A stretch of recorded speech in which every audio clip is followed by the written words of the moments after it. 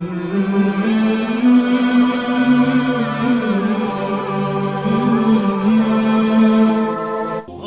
تعالیٰ نے ایک واقعہ بیان کیا ہے حضرت موسیٰ اور حضرت خضر علیہ السلام کا، کہ حضرت موسیٰ علیہ السلام عزم مصمم کر کے جب چلے تو اللہ فرماتا ہے کہ ہم نے حضرت موسیٰ علیہ السلام کو جس بندے کی نشانی بتائی تھی وہ بندہ ان کو وہاں مل گیا۔ سفید چادر اوڑے حضرت خضر علیہ السلام وہاں لیٹے ہوئے تھے، تو یہ جا کے ان کے پاس کھڑے ہو گئے کہ حضرت میں آپ کی خدمت میں اس لیے آیا ہوں کہ اللہ نے آپ کو جو خصوصی علم عطا کیے ہیں میں ان کو سیکھنے کی غرض سے آپ کی چوکھٹ پہ آیا ہوں۔ کہا تم میرے ساتھ صبر نہیں کر پاؤ گے، معاملے مشکل ہیں، سفر دشوار ہے، منزل کٹھن ہے، اور میرے معاملات ایسے ہیں کہ تم اعتراض کرو گے اس کے بغیر تم رہ نہیں سکتے۔ حضرت موسیٰ علیہ السلام نے کہا اگر اللہ نے چاہا تو آپ دیکھیں گے میں صبر کروں گا اور آپ کے کسی حکم کی کسی کام کی میں نافرمانی نہیں کروں گا، کسی کام کا انکار نہیں کروں گا۔ کہا کہ اچھا شرط یہ ہے کہ جو میں کروں اس پر تم اعتراض نہیں کرو گے، سوال نہیں کرو گے، یہاں تک کہ میں خود ہی نہ بتاؤں۔ تو کہا کہ یہ شرط ٹھہری، میں کوئی بات نہیں کروں گا۔ فانطلقا، دونوں چل پڑے، دریا کے پار جانا تھا۔ جو کشتی کا مالک تھا، کشتی بان تھا، وہ حضرت خضر علیہ السلام کو جانتا تھا تو اس نے کرایہ بھی نہیں لیا، لیکن جب کشتی پر سوار ہوئے تو عصا مار کے حضرت خضر علیہ السلام نے کشتی کا ایک پھٹا توڑ دیا۔ تو بے ساختہ حضرت موسیٰ علیہ السلام نے کہا آپ نے پھٹا توڑ دیا، یہ سارے ڈوب جائیں؟ کہا میں نے کہا تھا نا تم میرے کاموں پہ صبر نہیں کر پاؤ گے۔ تو حضرت موسیٰ کو یاد آیا، کہا میں بھول گیا تھا، اس پر مواخذہ نہ کیجیے۔ پھر دونوں چل پڑے، بچے کھیل رہے تھے، ایک خوبصورت لڑکا وہ بھی بچوں میں کھیل رہا تھا۔ حضرت خضر آگے بڑھے اور اس کی گردن مروڑ دی، اس کو قتل کر دیا۔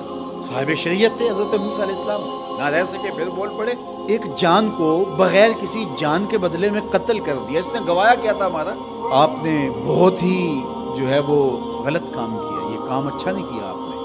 کہا میں نے کہا نہیں تھا کہ تم میرے ساتھ صبر نہیں کر پاؤ گے۔ کہا ایک موقع اور دے دیجئے، اب اگر میں نے کوئی اعتراض اٹھایا تو پھر دوبارہ مجھے آپ اپنی صحبت میں نہ رکھیے، عذر تمام ہو جائے گا۔ پھر دونوں چل پڑے، یہاں تک کہ ایک بستی میں دونوں آئے تو آپ نے بستی والوں سے کہا کہ ہم مہمان ہیں، آپ ہماری مہمان نوازی کیجیے، کھانا کھلائیے۔ تو انہوں نے انکار کر دیا، کہا کہ ہم تو آپ کو بلایا نہیں ہے، آپ خود آئے ہیں، آپ اپنے کھانے کا خود انتظام کیجیے۔ گزر رہے تھے گلی سے تو ایک دیوار گرنا چاہ رہی تھی، تو جلدی سے اس دیوار کو مرمت کر دیا۔ کہا حضرت ہم اگر چاہتے تو اس پہ اجر لے سکتے تھے، انہوں نے ہمیں کھانا تک نہیں دیا اور ہم ان کی دیواریں سیدھی کر رہے ہیں۔ کہا اب تمہاری میری جدائی ہو گئی، تم نے یہ بھی اعتراض کر دیا۔ تو انہیں یاد آیا کہ وہ یہ بھی اعتراض ہو گیا، اب میں تمہیں بتاتا ہوں کہ یہ 3 کام میں نے کیوں کیے۔ اللہ اکبر۔ اب سنیے، قرآن ہمیں بتاتا ہے کہ ظاہری علم بھی ہوتا ہے لیکن کوئی باطنی علم بھی ہوتا ہے۔ کہا وہ پہلی بات کشتی والی سنو، یہ 2 مسکین بچوں کی کشتی تھی، ان کے گھر کا چولہا اس کی کمائی سے جلتا تھا۔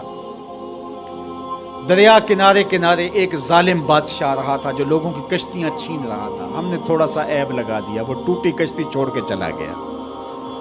اب وہ تھوڑے سے پیسے لگا کے کشتی مرمت کرا لیں گے، گھر کا چولہا جلتا رہے گا، بتاؤ اچھا کیا یا برا کیا؟ کہا رہی بات اس بچے کی جس کو ہم نے قتل کیا، اس کے ماں باپ مومن تھے، نیک تھے، صالح تھے، بچے نے بڑا ہو کے بہت برا ہونا تھا، ہم نے اس کو قتل کر دیا، اللہ اس کے بدلے ان کو بہتر اولاد دے گا۔ علماء تفسیر نے لکھا ہے اس بچے کے بدلے میں اللہ نے ان والدین کو ایک بیٹی عطا کی جس کی نسل سے 70 نبی پیدا ہوئے۔